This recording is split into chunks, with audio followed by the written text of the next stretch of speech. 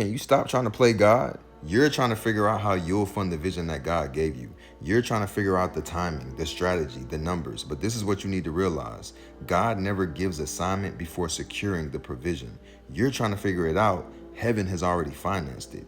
When Israel left Egypt, they didn't leave empty-handed. Exodus 12 says they plundered the Egyptians. Gold, silver, fine linen, resources of royalty. That was month 1 of their journey.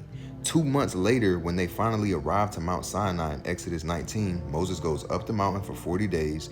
During those 40 days in Exodus 31, that's when God says, I have filled Bezalel with the Spirit of God and wisdom, understanding, knowledge, and workmanship.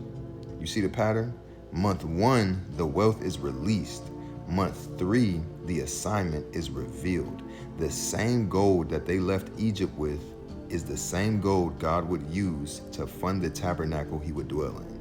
The provision was already waiting before the purpose was revealed. It gets deeper than that. This was spoken 430 years earlier in Genesis chapter 15, verse 14. It says, they shall come out with great possessions. Then reaffirmed to Moses in Exodus 3, verse 21, you shall not go empty. So by the time God says, I have filled Bezalel, he's simply assigning what he already provided.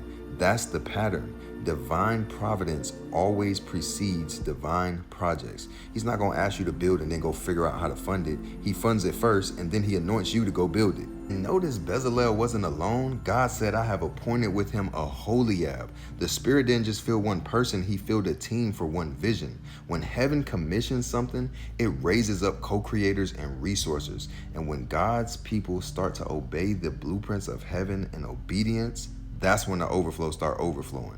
Exodus 36 said the people were bringing so much, Moses had to tell them to stop. Y'all doing too much.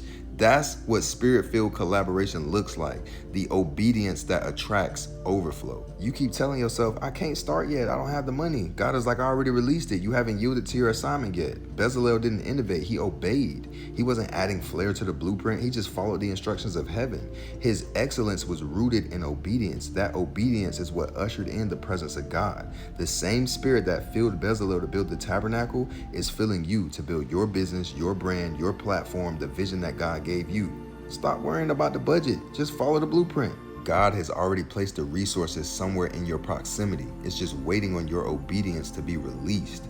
Bezalel had the hands, Aholiab had the help, the people had the provision, and God had the plan. When you obey the pattern, heaven funds the project. You just got to start building.